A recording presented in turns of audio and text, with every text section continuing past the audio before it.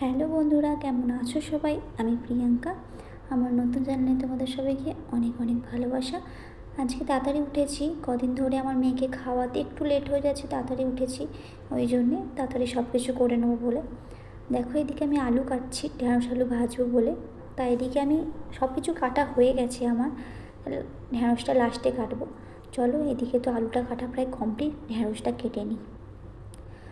দেখো ঢেঁড়সটাও কাটছি, আর ওদিকে আমি আগেই কেটে রেখেছিলাম লাউ, আলু আর টমেটো, মাছটাও ভেজে রেখেছিলাম আমি, তোমাদের সাথে ভিডিও ক্লিপ নিতে পারিনি। আর ভাতটাও করে রেখেছিলাম। চলো তোমাদের দেখিনি কী কেটেছি। দেখো লাউ কেটেছি আর আলু কেটেছি, একটু আলাদা আলাদা করবো। এই দেখো বললাম না মাছ ভেজে রেখেছি, দেখো মাছ। দেখো লাউটা আমি আলাদা বসিয়ে ভেজে নিচ্ছি, একটু আলাদা আলাদা করেই রান্না করব। চলো লাউটা ভেজে নিই ততক্ষণ। দেখো এদিকে ততক্ষণ লাউটা তো ভাজা প্রায় হয়ে গেছে, চলো তরকারিটা বসিয়ে দিই। দেখো এদিকে আমি কড়াতে তেল দিয়ে জিরে ফোড়নটা একটু ভেজে নিয়েছি। চলো আলুটা ততক্ষণ ভাজা হোক। হ্যাঁ, ওর মধ্যে একটু আদাও দিয়েছিলাম, একটু আদাটাও ভেজে নিয়েছি। চলো ততক্ষণ এটা হোক, ওদিকের গ্যাসে একটা কড়া বসিয়ে দিই, দিয়ে তেলটা দিয়ে গরম করে নিই। দেখো তেল দিয়ে দিয়েছি, একটু গরম হোক। ততক্ষণ এদিকে টমেটোটা দিয়ে একটু নুন দিয়ে একটু সেদ্ধ হতে দেবো টমেটোটাকে, তারপরে তরকারিটা কষে দেবো একেবারে। দেখো এইদিকে আমি তেলটা গরম হয়ে গেছে, আমি ঢ্যাঁড়সটা দিয়ে দেবো। দেখো ঢ্যাঁড়সটা দিতে তেলটা এত ছিটকালো গায়ে, আমি বাটি ধরেই উবুর করে দিয়েছি। চলো ততক্ষণ ভাজা হোক, ততক্ষণ ওই দিকের কড়াই যাই তরকারিটা কী হচ্ছে।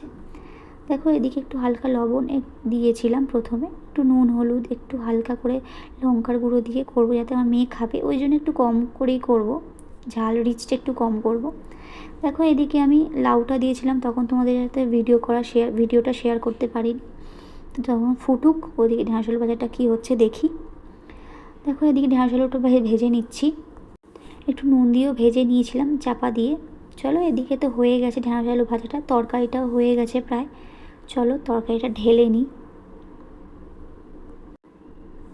দেখো তরকারিটা আমি ঢেলে নিচ্ছি, আর তরকারিটা ঢেলে নেওয়ার পরে রান্নাঘরের 50% কাজ আপাতত কমপ্লিট হয়েছে। তারপরে যাব হচ্ছে ঘরে জামা কাপড় গুছোতে, বিছনা গুছোতে। চলো চলো ওদিকে তো ঘরটা পুরো পরিষ্কার করে এসেছি, ঝাঁটটাও দিয়ে এসেছি। গ্যাসটা মুছে নিই, যেহেতু রান্না করেছি অনেকই তেল ছিটে পড়েছে, সেই জন্য গ্যাসটা ভালো করে সাবান দিয়ে মেজে নিয়ে হালকা ঘষে নিয়ে আর কি একটু ধুয়ে নেব। যেহেতু দুবেলাই রান্না হয়, ওই জন্য চেষ্টা করি যাতে একবেলায় একটু পরিষ্কার করার ভালো করে, আর সন্ধ্যেবেলা দিকে একটু জল দিয়ে মুছে নিলে অত তেল ছিটেটা পড়ে না। দেখো এদিকে তোমার গ্যাসটা প্রায় সাবান দিয়ে করা কমপ্লিট হয়ে গেছে, একটু জল দিয়ে 2-3 বার ভালো করে ধুয়ে নেবো, তেল চিটেরা হয়ে থাকবে, জলের দাগ হয়ে থাকবে সাদা সাদা। ওর বাবা আজকে ঘর ঝাঁট দিয়েছে, ঘরটা মুছেছে আর ঝাঁট দিয়েছে আর কি। আমি মুছে চলে এসেছি, বাবারও এখন খেলছে। আর বললাম না আজকে আমাদের লাউ দিয়ে আলু দিয়ে তরকারি হয়েছে, আর আমার মেয়ে তো কখন থেকে লাউ খাবে খাবে করে বায়না করছে, ওই জন্য তাড়াতাড়ি করার চেষ্টা করছি, কারণ আমার মেয়ে লাউ খেতে প্রচণ্ড পরিমাণে ভালোবাসে। আর ওকে এখন লাউটা দিয়ে দিলে তো ও এখন আর ভাত খাবে না, ওকে খাওয়াই প্রায় 1:30টার দিকে, এখন বাজে প্রায় 12:30। তা এখন দিইনি, এখন ওকে একটু খেঁজুর দিয়ে একটুখানি ভুলিয়ে রেখেছি। চলো গ্যাসটা মুছে নিই, এবারে বাসন মাজতে হবে আমাদের, অনেকগুলোই বাসন পড়ে আছে সকাল থেকে, রান্না করার বাসন পর্যন্ত পড়ে আছে।